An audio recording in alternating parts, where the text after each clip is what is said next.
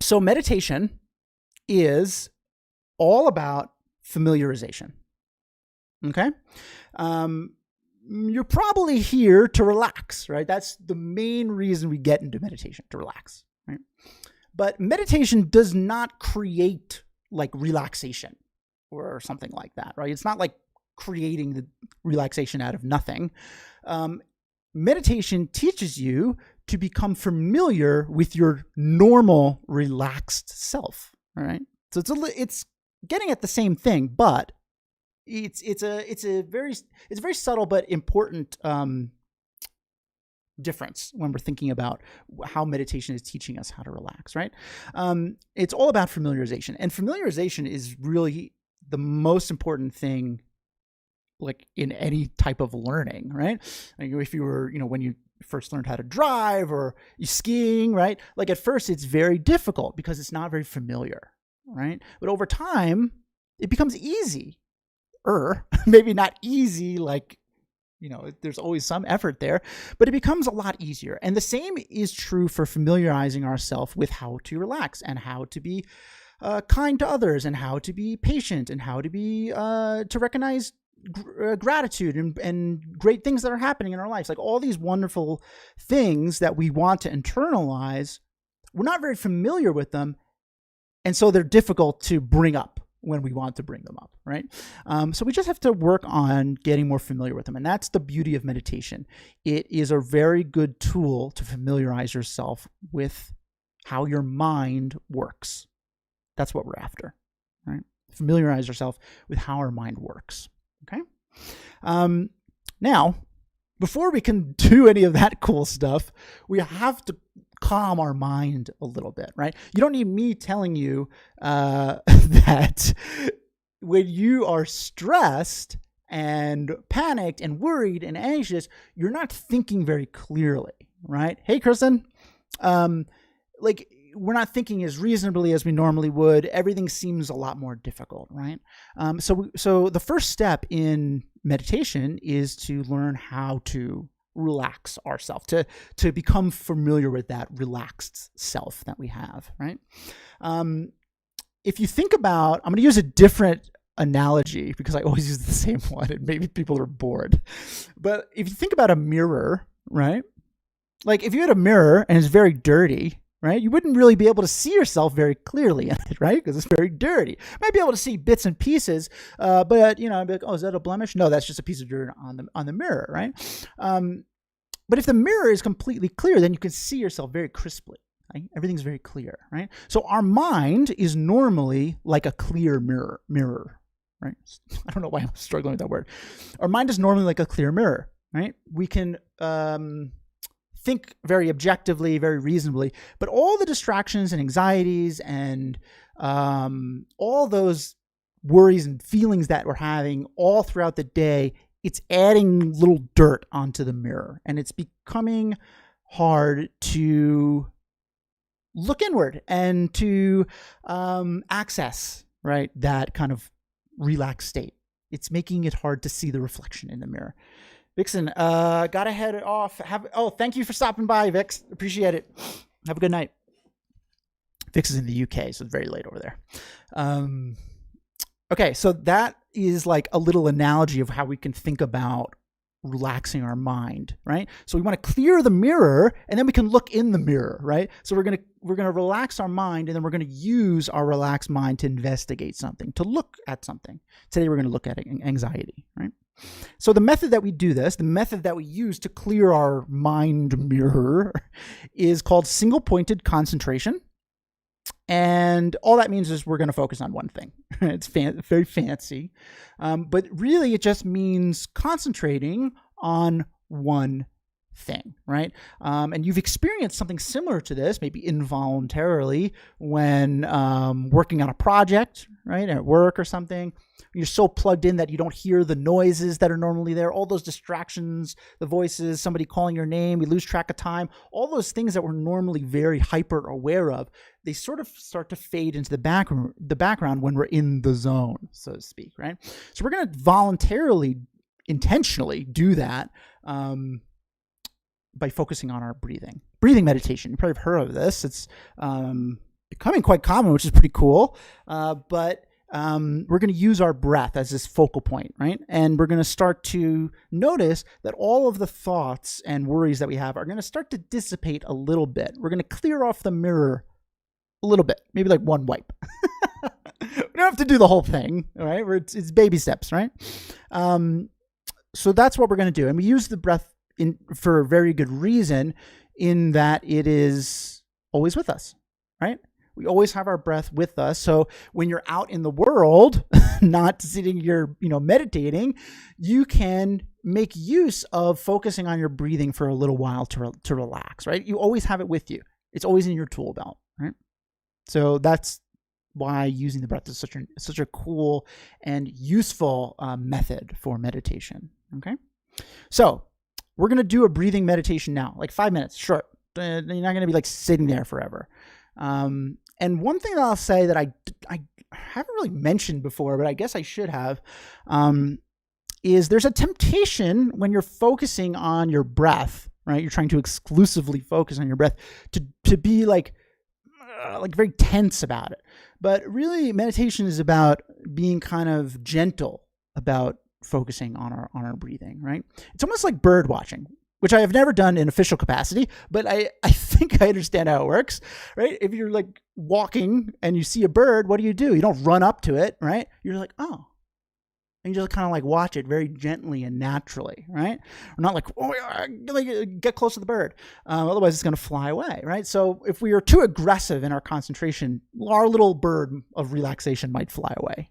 Okay, so just try to relax with it a little bit. All right, so sit in a comfortable position. All right, if you're laying down, that's also fine. Try not to fall asleep, but it's not the worst thing in the world, I suppose. And you're going to close your eyes and follow along with what I'm saying. I'm going to do a guided breathing meditation. Okay? All right.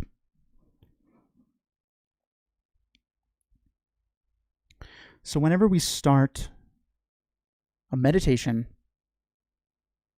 the first thing we always do is check in with ourselves. How are you feeling right now? In this exact moment, how are you feeling? Are you tired, excited, happy, sad, neutral, whatever it is, just notice it. That's all.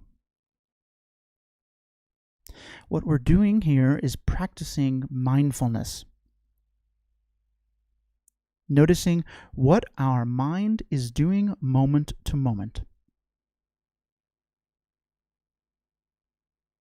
So just notice.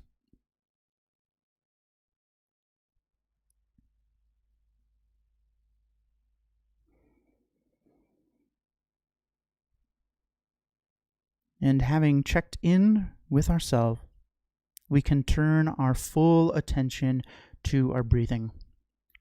In and out of our nose very gently and very naturally.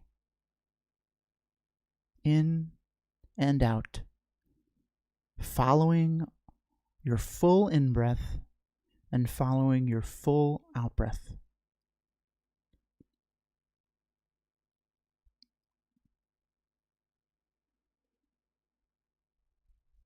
Just keep breathing in and out,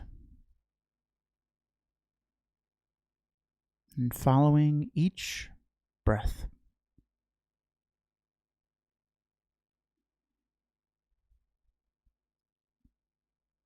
Allow yourself to relax.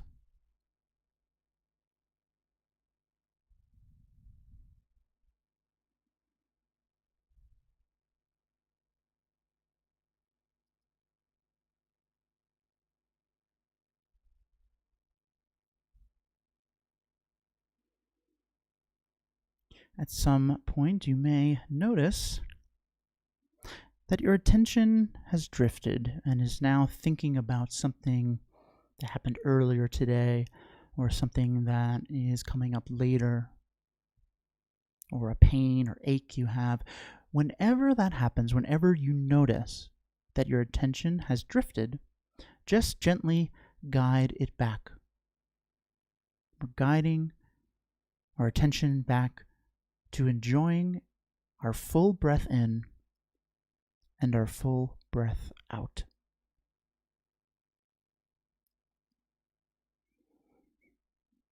In and out, very gently, very naturally.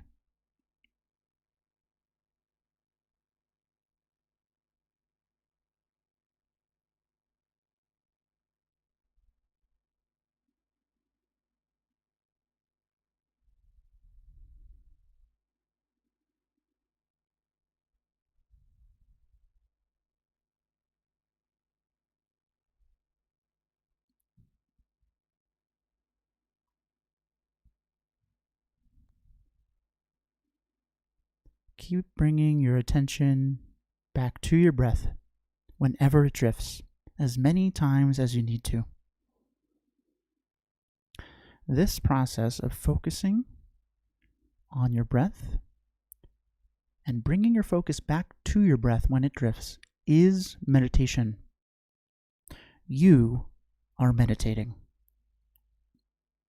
You are training your mind to relax, to be calm, to be peaceful,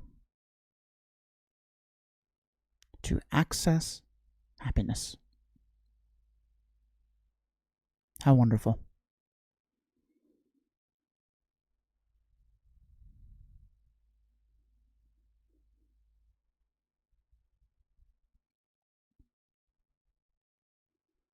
So just keep breathing in and out, following your breath to the best of your ability for a little while longer.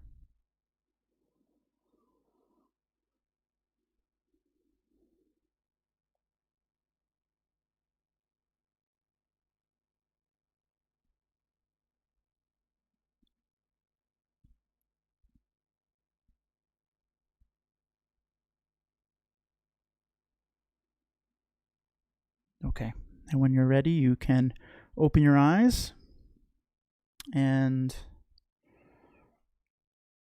return to YouTube.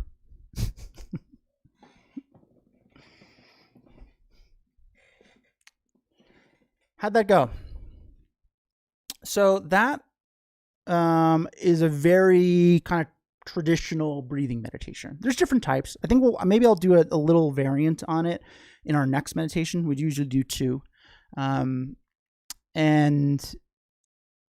maybe you found that difficult, right? I wouldn't be surprised. I still find it difficult. I've been doing this a very long time. Because sitting and focusing on one thing is not very familiar to us, right? We're very familiar with focusing on a bunch of things, right? Multitasking, right? But focusing on one thing is not something we're actually that familiar with. Even when we think we're focused on one thing, our mind is kind of bouncing around. Oh, Jill, you enjoyed it. Great. I'm glad to hear that. So this is all to say that we just need to train in this, right? You know, and I like to mention that, you know, when people first start meditating, very common complaint, I guess I would say it is that my mind feels busier when I meditate, right?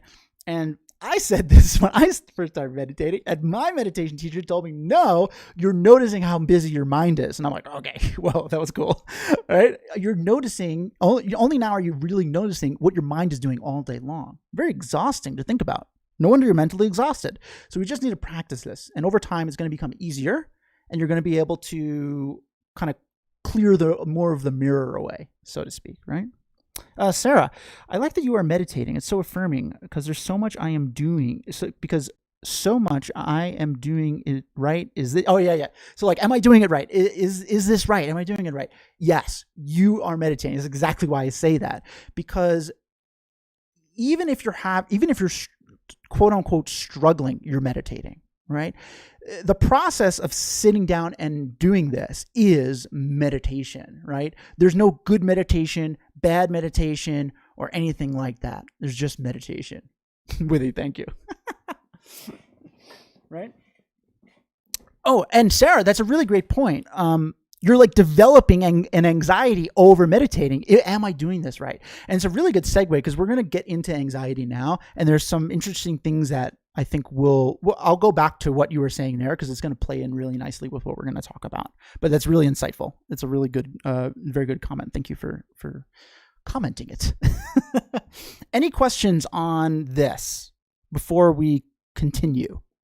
If you do have any questions, you could just ask me at any time. So don't feel pressured to do it right now.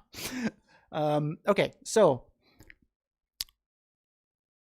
anxiety is a very personal topic to me because it's how I got into meditation. I got into meditation to help with pretty crippling anxiety, right? I like to gently bring your mind back when it gets distracted. Yeah, so, and Kathleen, that's really important too, right? Because we don't want to be forceful with it, right? We're like, pretend like we're bird watching. I don't know why you said that. I've never bird watched, but I feel like it's a good analogy. I don't know. I just think like that's how I think of meditation, like watching a bird. Steve, love it. Your presentation is cool. Thank you. I appreciate it. Yeah. So anxiety this is a personal topic for me because this is how I got into meditation, right? And I remember when I first started taking meditation classes over a decade ago, I was surprised at how many other people were actually there for anxiety. And it was pretty much everybody, right? And in and of itself, that was actually really kind of a humbling thing for me because I started to think, well, maybe this isn't just a me problem. This is like a us problem. You know, we all experience this, right? And anxiety feels very personal. So that helped me right out the gate, right? So when we're thinking about anxiety in terms of meditation, one definition that I really like to throw out there is thinking of anxiety as an exaggeration of a future outcome, right? Maybe you're like, oh, that sounds weird. Well, we can think about it, right? An exaggeration of a future outcome. So let's take like social anxiety, right? Like if you have to go to an event or meet somebody or whatever, speak publicly. Speaking publicly isn't there like a stat that it's more feared than death? That's crazy. I love it. So like we have like a social event coming up, right? And we're like getting a little nervous about it, and then we start to ruminate, right? And what happens? We're like, well, what if I say something stupid, right? And then that thought festers for a little while. And then it kind of evolves into, I always say something stupid, right? You ever think this? This is, maybe I'm just speaking personally, getting insight into my life. And then, that morphs into, what's wrong with me? Why am I always saying dumb things, right? And then it culminates in like, I don't want to do this. I'm too nervous. I'm too scared, right? But all those things, they're like exaggerations of the future, really, right? We are kind of crafting a story that hasn't happened yet, and we're exaggerating it, and it to the point where we're like really identifying with this thing that hasn't even happened yet, right? Toshida, what's the difference between anxiety and stress? One more severe than the other. They're kind of interchangeable, if I'm being honest. Usually like in our society, we think of like anxiety as like a I don't know, like disorder or something. And stress is like not, but it's the same thing. It's a worry of the future. That's really what it is. They're essentially the same thing. So you might be saying, well, what about when I'm having anxiety of something now that's happening now, right?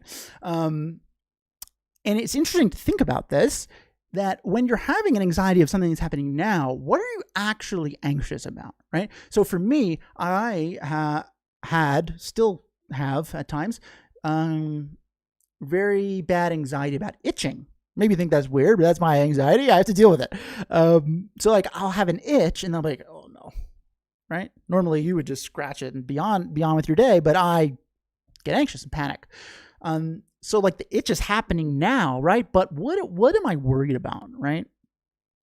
How long will this last? Will this ever go away? Those are my thoughts, right?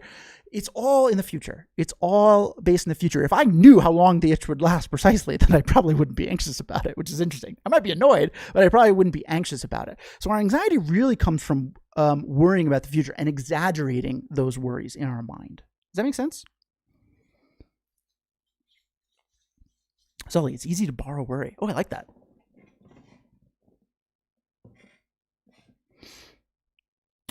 Okay, so hopefully that makes sense. So this might not sound like great news, but it actually is. The fact that our anxiety is very future-based is actually very good news because it provides a level of flexibility, right? The future hasn't happened yet. So we can adjust it. We can work with it. We can, it is flexible, malleable. Anxiety manifests differently for each of us. Absolutely, right? Absolutely. The itching is a great example. I guarantee, there's 25 people here? I would be surprised if any of you had an anxiety about itching, right? But it manifests differently, but it's all based in the same thing, a worry of the future, right? Constructing a negative narrative. Ooh, I love that, Joseph. That's really good. Right? And it's actually a really good segue into what I wanted to talk about here too, because what we're really doing is we're making a connection. We're associating a negative feeling with a certain set of external circumstances. I'll talk about a little bit more about that. But yeah, that's a beautiful way of putting it, Joseph. Constructing a negative narrative. I like that. Okay, so how do we work with anxiety, right? Through meditation. So there's kind of two avenues we're gonna head down here. And the first is that we have to learn how to recognize anxiety early, right? We recognize when we're anxious. You might be like, that's the problem. I recognize that I'm anxious. But we often recognize it too late, right? The example I like to use is like a forest fire. Like if you were able to catch the forest fire when it was just one little flame, you could stomp it out and the forest is saved. But if you let this flame fester, what happens? Now it becomes very difficult to manage the fire, right? It's the same with anxiety. If we can kind of identify it early, we can work with it easier. It's very hard to work with anxiety when we're like full-blown panicked, right? Which is usually when we recognize it, when it's already, I don't want to say too late because you can still work with it, but it's harder. It's harder to manage when it's like that. So what we're talking about here is developing mindfulness. We mentioned that in the meditation briefly, but mindfulness is having like an active awareness of what your mind is doing moment to moment, like watching your mind throughout the day. We don't do that. We just kind of go through our day and our mind is our mind. If we're happy, we're sad. Now we're excited. Now we're bummed out. Now we're stressed. Now we're not. Like we're not really paying attention to it developing. It's just, we're just like along for the ride. So we have to start to identify what our mind is doing specific to anxiety, identify when our mind is feeling anxious early on, right? And the method that I generally suggest to get started doing this is to kind of set an alarm on your phone or watch or whatever to forcefully check in with yourself, right? When that alarm goes off, ask yourself, stop what you're doing and ask yourself, how do I feel right now? Like what feelings of anxiety have I have? Have those, what are my worries of something that's coming up in the future? Like basically we're trying to understand our own mind and develop an interest in understanding our own mind. Because if you're interested in something, what do? You do it. So if we develop an interest in investigating our mind and our anxiety, we're going to start to naturally want to work on it. Instead of just trying to like forget about it, right? And this, over time, you won't need the alarm. This is just a way to get you going, right? To build it into routine. Because this is new. I don't know about you, but I don't usually check in with myself throughout the day at all. So it's good to build, you got to build a routine somehow, right?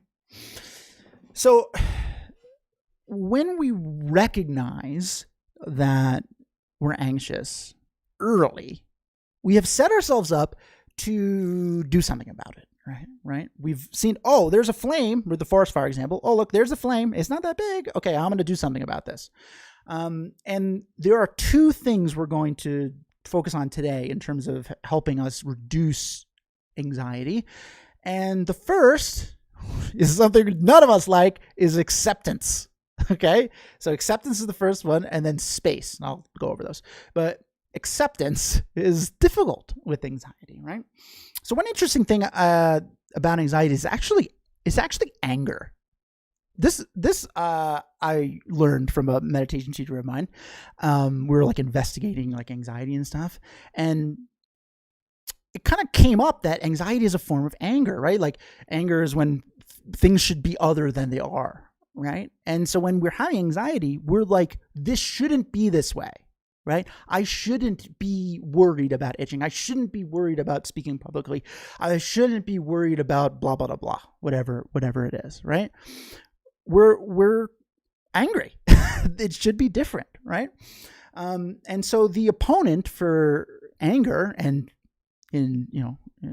by rule of that, anxiety is patience, patient acceptance, not just like dealing with it.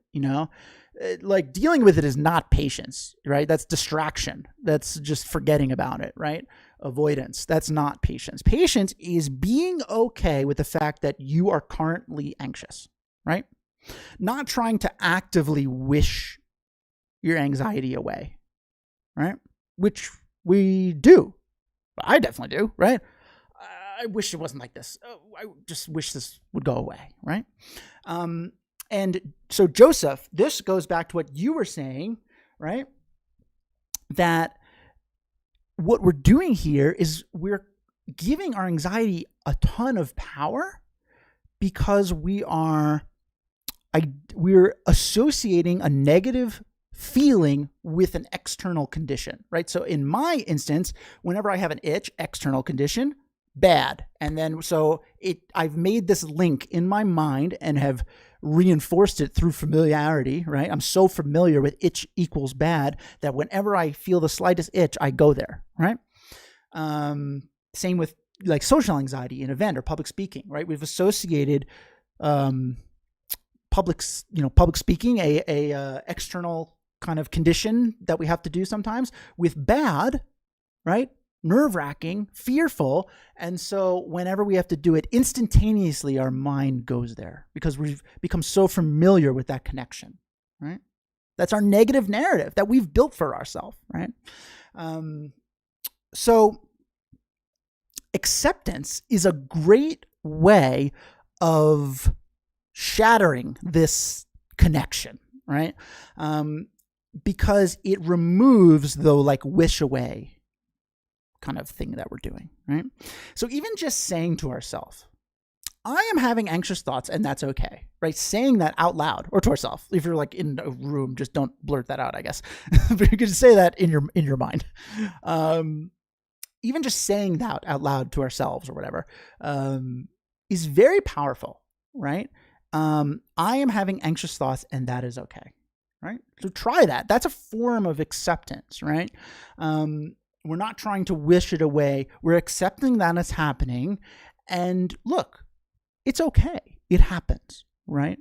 It's a very different response than, oh no, I can't have this happen now. Please go away, or something like that, right? Which is my usual response.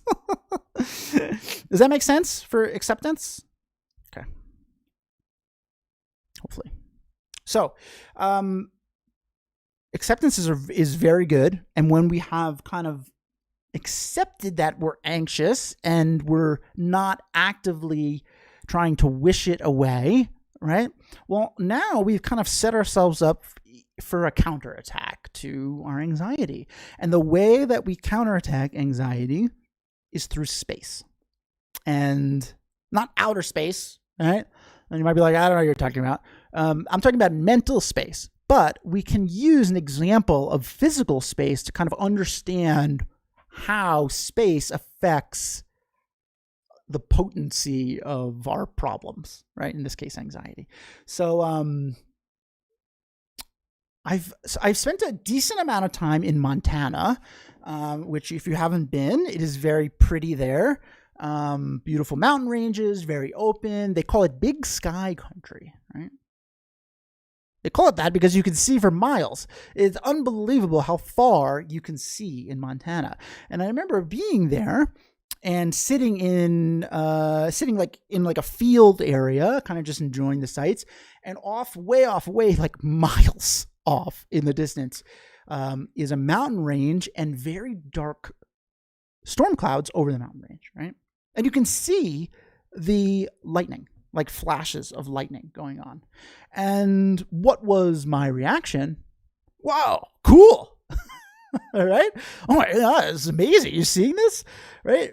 So this is like, we're looking at something very violent and scary. A bolt of electricity is flying from the sky and making contact with the ground and electrocuting the ground. And I'm like, whoa, this is awesome. Check this thing out, right? And, so like as the storm would get closer, because like that's what storms do, they move, right? So I'm sitting there, and as the storm would get closer, I could feel my fascination of it wane. Right? So it would get closer and closer and closer and closer and closer still, to the point where I'm like, oh, I got to get out of here. I'm not safe, right? I'm not safe. So physical space between myself and the storm was the only cause of me being fascinated by the storm or fearful of the storm. Does that make sense? You've probably experienced something like that too. Anxiety is a form of anger. Never thought about it like that. Yeah, I never did either. But it kind of makes sense, right? Like, we think this should not be the way it is, and we're very angry that it's this way, right? So it's really a form of anger. Okay, so that's an example of physical space, right?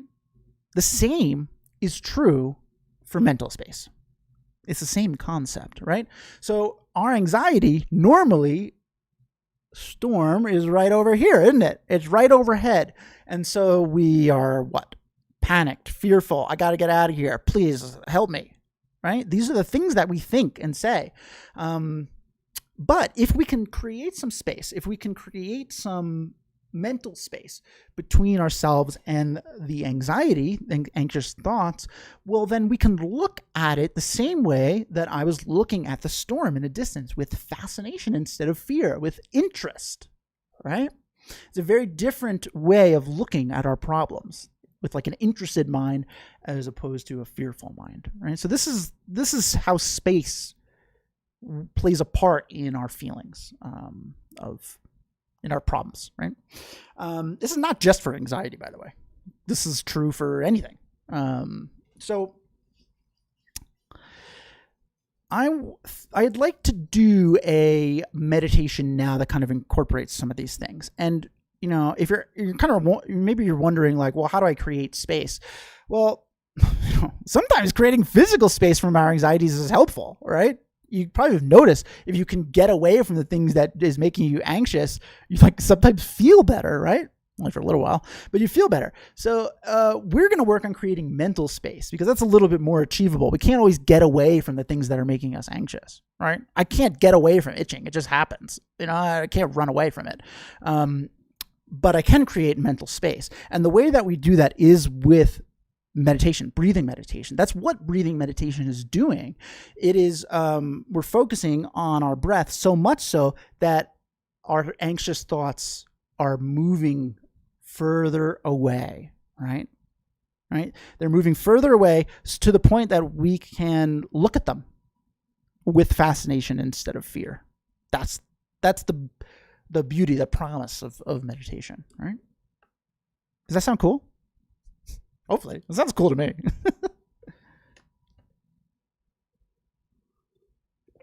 One important thing worth noting is, particularly with anxiety, but kind of with everything, it's kind of important to start practicing creating space, checking in with ourselves, all these things that we're talking about, when you're not like in ultra panic mode. Because, like, it's the forest fire thing, right? When the fire is widespread, it becomes very difficult for us to kind of do these things and take a step back and look at them, in an interesting way. So if you train in meditation routinely, hopefully some of that routine will be when you're not anxious, and you'll start to build upon these skills, and you can call upon them when things are a little more out of hand. That's just worth noting, I think. I like that. In the OCD community, we call it postponing the ritual, which is essentially creating space. Yes. This is very good for OCD. Absolutely. It's the same concept, right? Worrying about what if, right? It's the same concept. OCD is a pretty potent form of anxiety. Very good. Thank you for sharing. Okay. So, any questions before we do our second glorious meditation of the evening or morning, depending on where you are? So, is the goal to postpone the ritual until you forget about it? No. So, this is what we try to do now. Forget about it. But forgetting about it does not sever the connection, right, that Joseph was talking about. It does not change the narrative, right? You only lose track of the book for a little while, but the narrative is the same. So what we're trying to do is create space, postpone the ritual, so to speak, create space, and then purposefully look at it, right? We're going to relax our mind and then look at anxiety in a different way, hopefully in a different way. We're going to use our relaxed mind productively, right? Because when our mind is super relaxed, we're very productive at looking at things. This is why you give really good advice, but you don't give good advice to yourself. You don't take good advice, right? So when your friend is having a problem, it's very clear to you, right, what to do. Oh, just do this. It's so easy, right? Why? Because the storm is over your friend's head, not over yours. You're over here looking at the storm. But when the storm is over your head, it's very difficult, right? So again, we're creating space. And then we're purposely trying to give ourselves some advice. So I guess is the way of thinking of it. I don't think you can forget about it, but you allow yourself to not think about it for the time being. Beautifully said. Beautifully said. Absolutely. One kind of mantra, I guess you could think is not right now, right? Not right now. It's a good one for OCD. Not right now. I will get to this, but not right now. So if you're super panicked, maybe that's where you need to start, right? Doing a breathing meditation, and when your mind goes off to the anxiety thing, you go, not right now, and then go back to your breath. Not right now. Go back to your breath, right? So you're still itching, just delaying it until later. So I can't delay the fact that I'm itching, right? But I can delay my hyper focus on it, right? And turn my attention to something else. And when you turn your attention to something else, naturally what happens is the itch will lessen, right? But if we want to go a step further to kind of really kind of cure our anxiety, we have to look at it, right? We have to understand it. We can't just keep forgetting about it, or it's going to keep coming back. We have to understand it. And the way that you understand what your mind is doing is by looking at these things with a relaxed mind state, if that is helpful.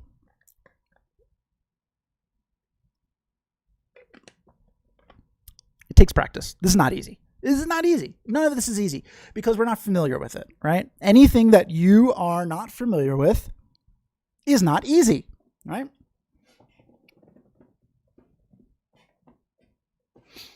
If you were to ask me how to build a shed, I wouldn't know what to do.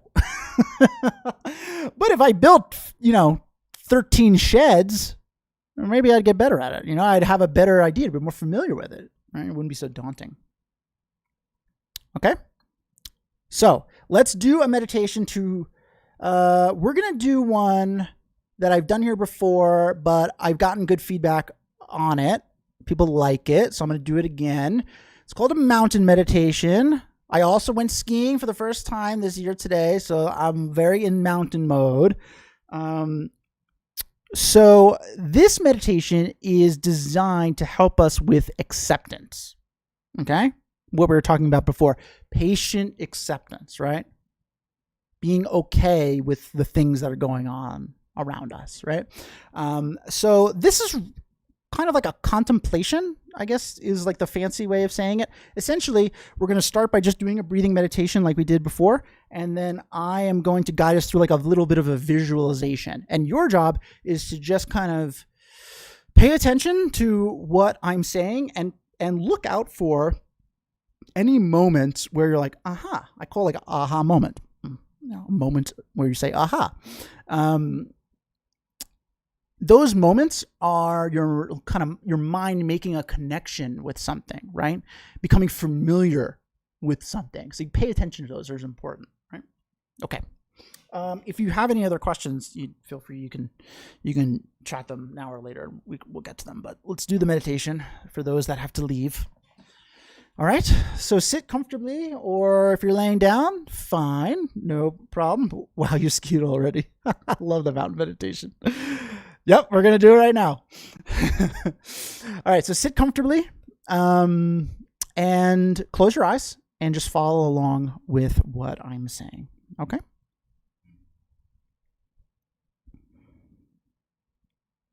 So let's once again start by checking in with ourselves.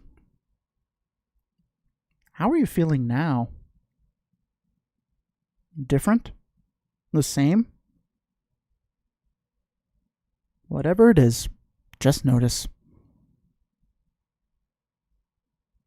We now know why we're doing this, checking in with ourselves. We're developing mindfulness, an awareness of what our mind is doing so that we can identify our anxious thoughts early and deal with them skillfully.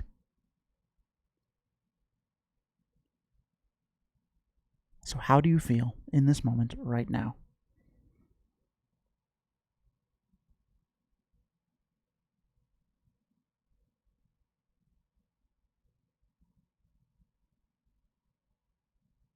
And having checked in, you can turn your full attention to your breath, in and out of your nose, very gently and very naturally. You do not need to take big, deep breaths or forcefully exhale. Just breathe normally in and out, and allow yourself to relax.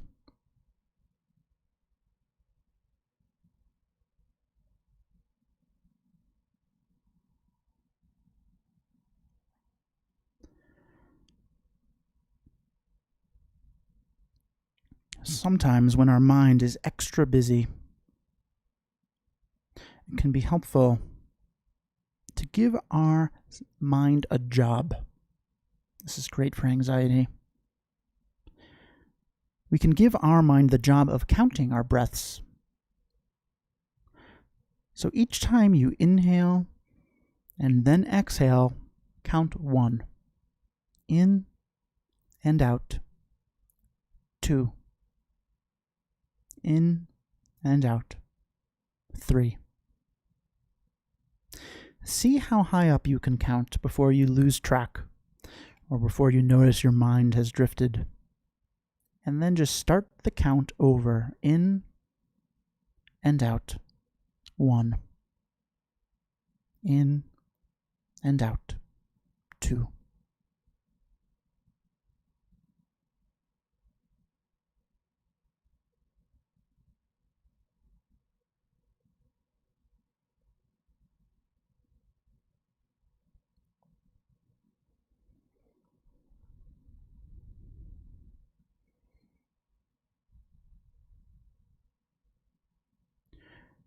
Check in with yourself. Where is your mind? Is it focused on counting your breaths, or has it drifted? If it's drifted, just gently guide it back. Very gently guide it back. In and out. 1. In and out. 2.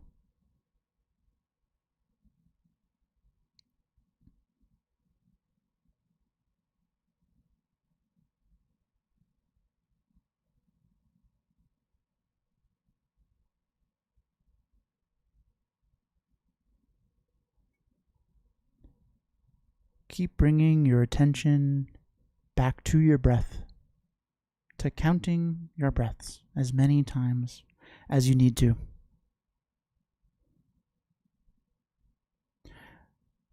This is meditation. You are a meditator. You are meditating, and you're doing it wonderfully. You're training your mind to relax, and you're doing it all on your own. How incredible.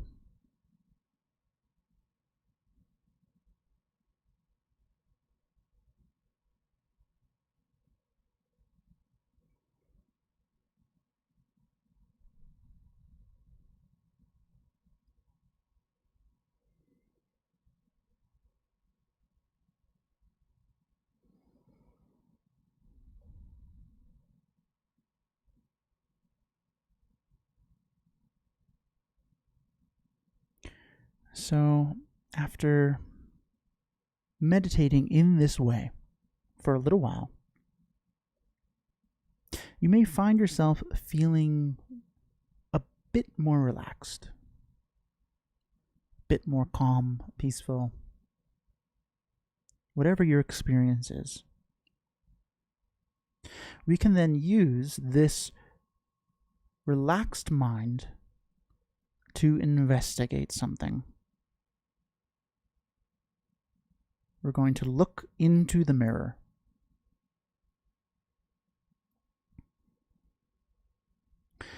Tonight, we're going to investigate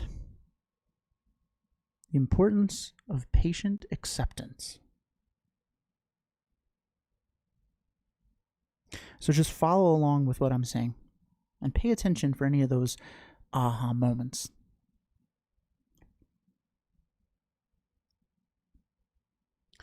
I'd like you to bring to mind the most beautiful mountain you have ever seen.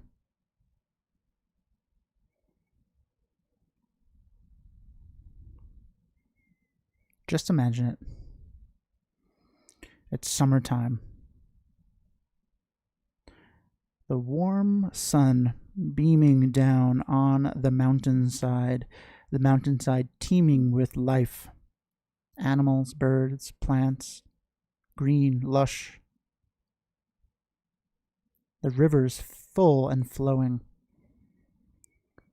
Fields of wildflowers. A beautiful summer mountain scene.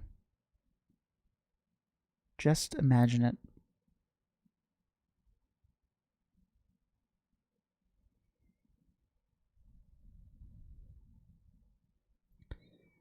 As time passes, summer will turn into fall. The weather gets colder. The leaves are starting to fall off the trees.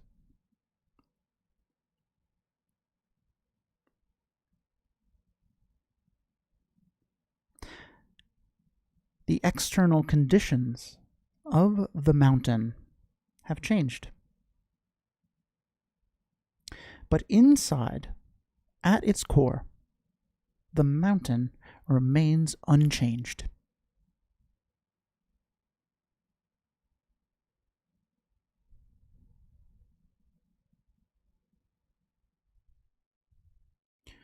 Fall soon turns to winter, and with winter comes very harsh weather. Deep snows, strong gusty winds, blizzards. The rivers have frozen over. The animals have gone into hibernation. All of the leaves on the trees are gone.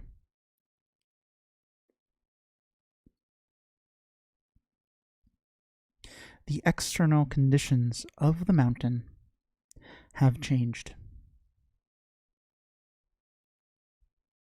But inside, at its core, the mountain remains the same.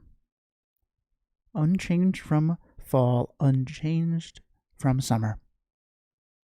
Firm, steady.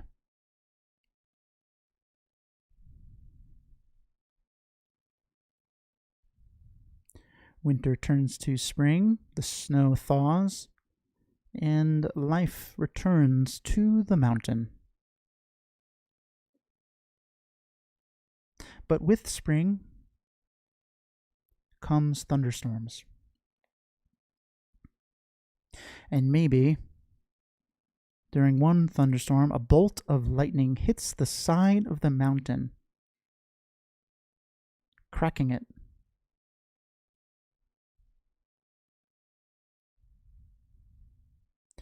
The mountain is showing the scars of changing external conditions. But inside, at its core, the mountain remains unchanged.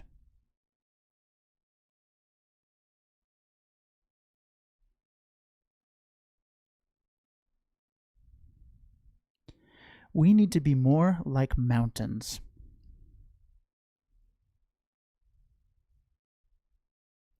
We need to know that we are able to weather any storm, to patiently accept the external conditions we're experiencing, knowing that at our core, we are calm, peaceful, kind, gracious, wonderful. That is unchanged.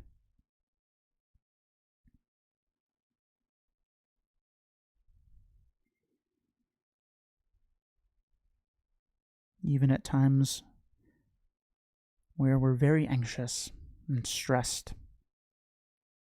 These are changing weather patterns, external conditions. Inside, we are calm and reasonable and happy and patient. That is who you are.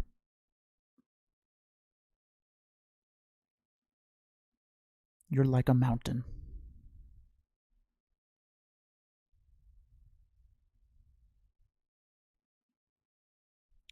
So just take some time and think about that. And if anything jumps out to you as a interesting thought, stay with that interesting thought. Think about it.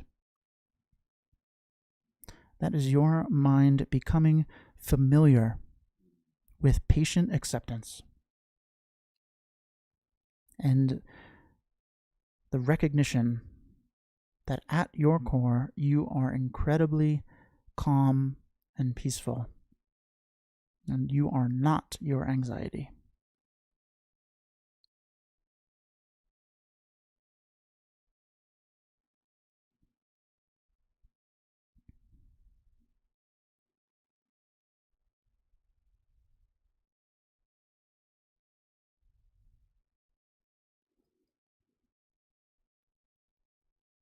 Okay, when you're ready, you can open your eyes and return to human form. You are no longer a mountain for this moment. Kristen, I love when you remind us that our minds are naturally peaceful. It is, without question, the most important realization you could have.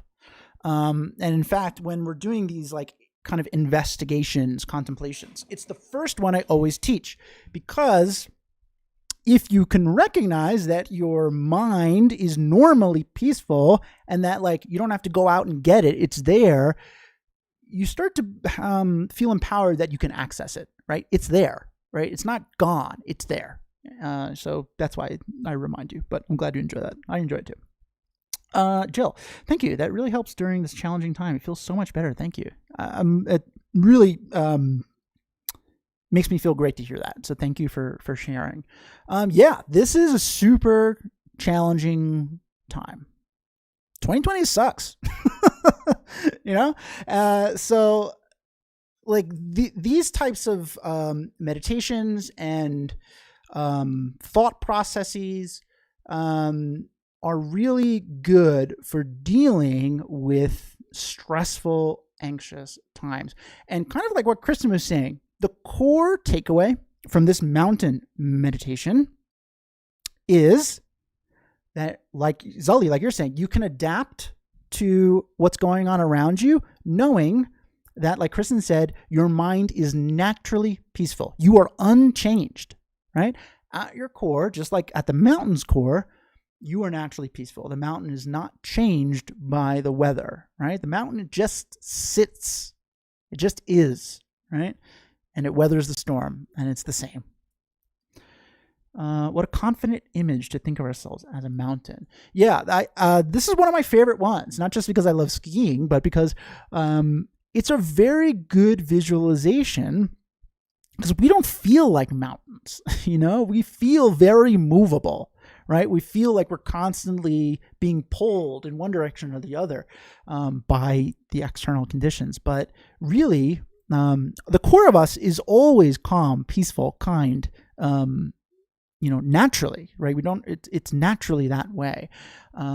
We just have to become proficient at accessing it, to become familiar with accessing it. That's why that word familiarity is so important to meditation, because if you can become familiar with the idea that, inside you are unchanged, independent of your anxieties about outside, well, that is a very wonderful and empowering way to think of yourself, right? And allows you to feel like you can weather these problems.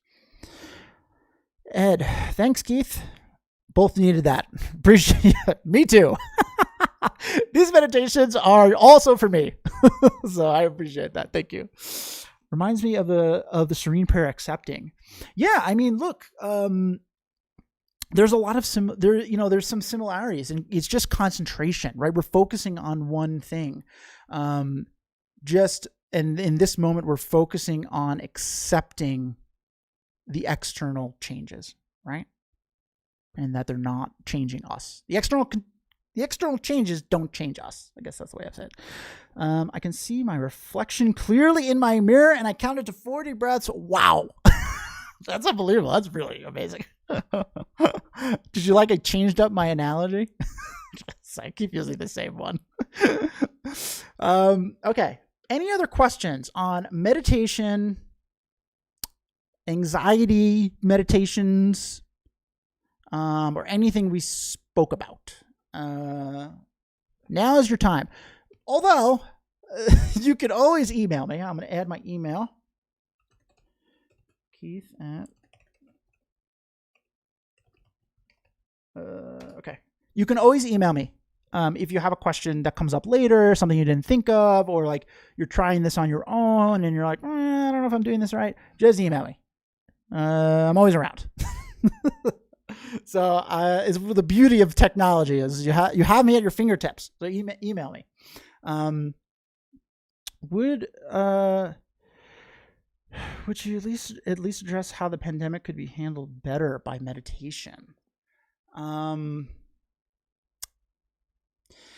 Well, I think a lot of the pandemic problems are stemming from us not being very considerate of others.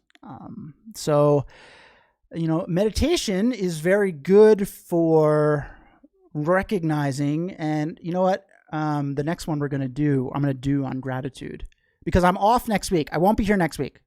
It's the first Wednesday I'm missing since April, and I'm sorry, but I will not be here next week. But the week after, we're going to do one on gratitude. And Joseph, that one is going to be really good for this, because really we have to recognize how important older people are, and then we'll naturally want to do things that benefit them and protect them, which is kind of the like kind of thing that's going on right now, where we're not always doing that.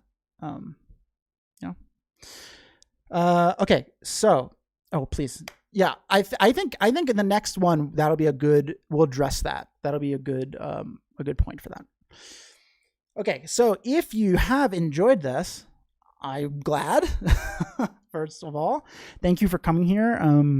I know everyone's really busy. Everyone's really busy, and I really do appreciate you taking an hour out of your day to come here and try meditation. And I love teaching it, and I could not do that without you.